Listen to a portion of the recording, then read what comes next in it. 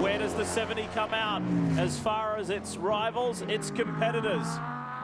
Is he in good shape? He is in good shape. The 70's got out ahead of the 30.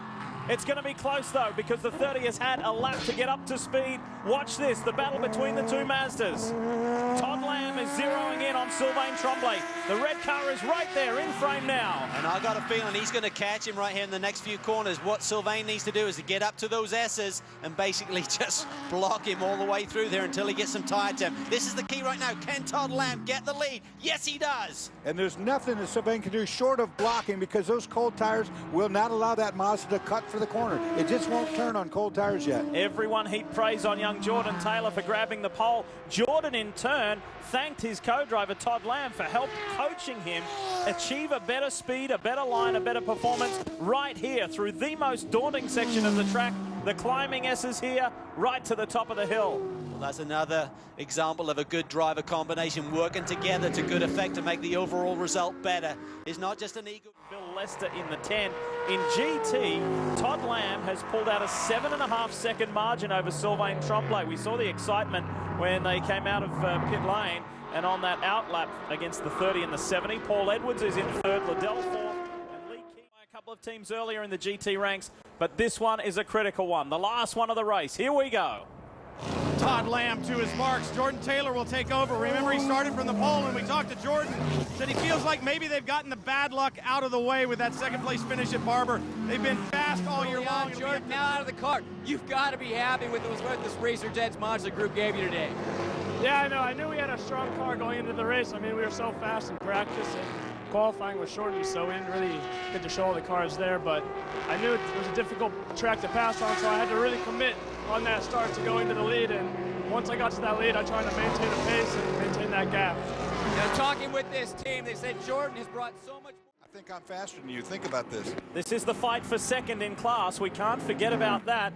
And two underdog drivers, Todd Lamb, Jordan Taylor, for a relatively small team from DeLand in Florida. John Meraki's Racers Edge organization. This is a great story.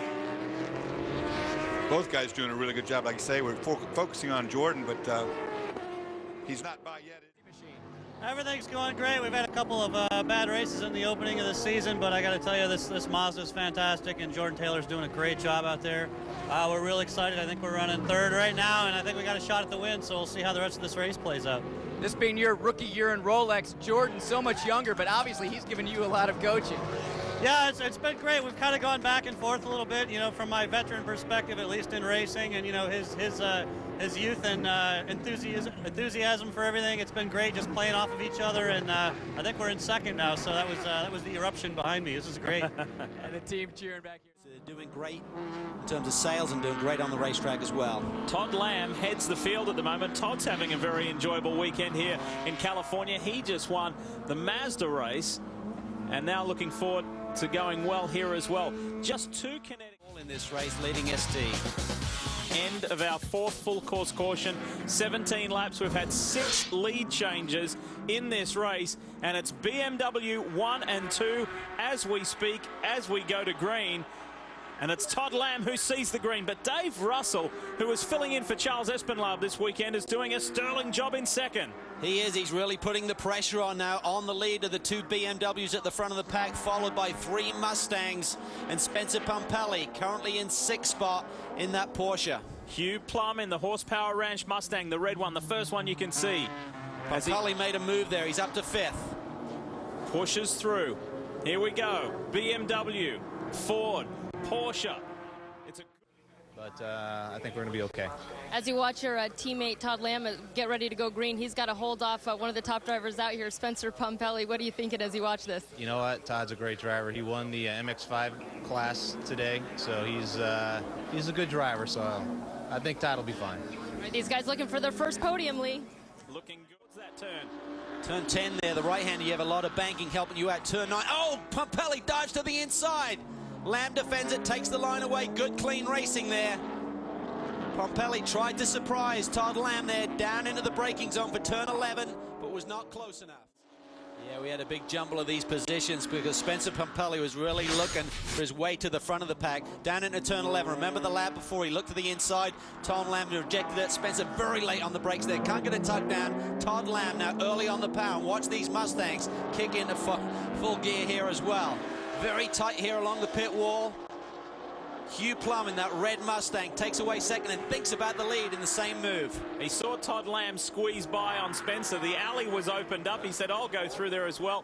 And Kenny Wilden was lining up for a shot. Look at this. Bump, Look at bump, bump. Trading some paint. Good stuff. Excellent Coney Challenge racing across a variety of marks. So it hasn't changed. What we were showing you that replay.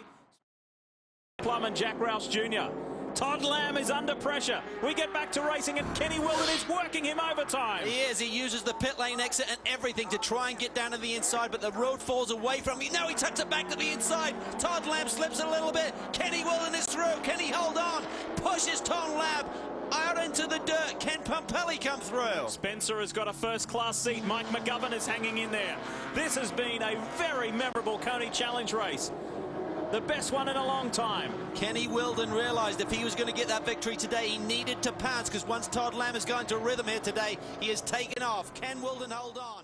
Yes, Chris, that's right. The man with the momentum at the moment is Andy Lally. Andy, why so? How so?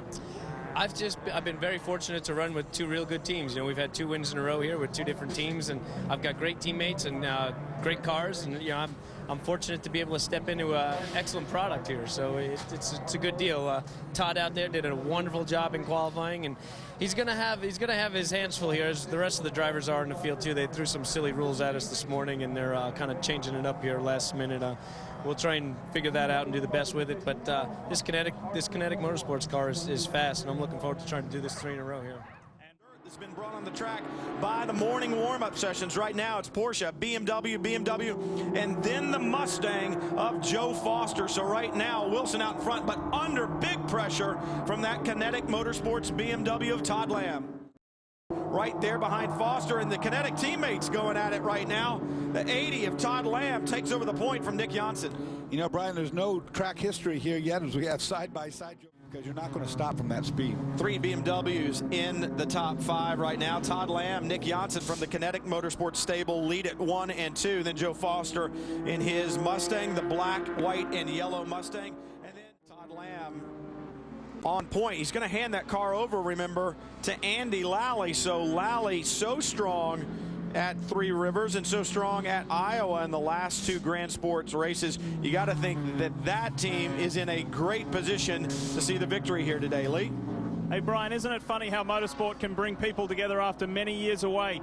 15 years ago, Todd Lamb and Andy Lally were fierce competitors in the Gold Cup National Karting Series, and here they are in 2008 as teammates and leading the race. Well, they're leading the race, and as I said, this car and team so strong. They've got a great shot at the checkered flag here today, but they still have a long way to go. Coney Challenge Series action, round 8 from New Jersey Motorsports Park. Todd Lamb leads it. Hugh Plum say right now Joe Foster continues to lead, then Dan DeLeo, but a great battle for third between the 2 BMWs. Andrew Davis in the number 18, the BMW Z4 Roadster, and then right behind him Todd Lamb in the BMW M3. And I spoke to these teams. Todd Lamb in that BMW M3 has gotten past the number 18 of Andrew Davis in that BMW Z4. And we won't see who is really doing the best job of that until we're probably 45 minutes into this race, when things really start to show up. I think the guy that's not taking it easy right now is Todd Lamb in the 87. He had a great battles earlier. He got past Andrew Davis, and then Dan DeLeo, the next victim, in that black and bright orange Porsche right in front. Todd Lamb sets him up. Yeah, and watch this. Watch Dan DeLeo. Once he sees this big run coming, he does exactly what you should do. All right, buddy, you're the man. We've seen out there, Chris. Todd Lamb in his second GS race started 7th up to 2nd right now. Andy, you've learned so much about conservation. What have you told your teammate? And is he pushing too hard? Well, on a hot race like this, you do have to dial back a little bit, and what we've talked about is you can go out and run 5 laps in a row at the track record, but your next 25 laps are going to be horrible.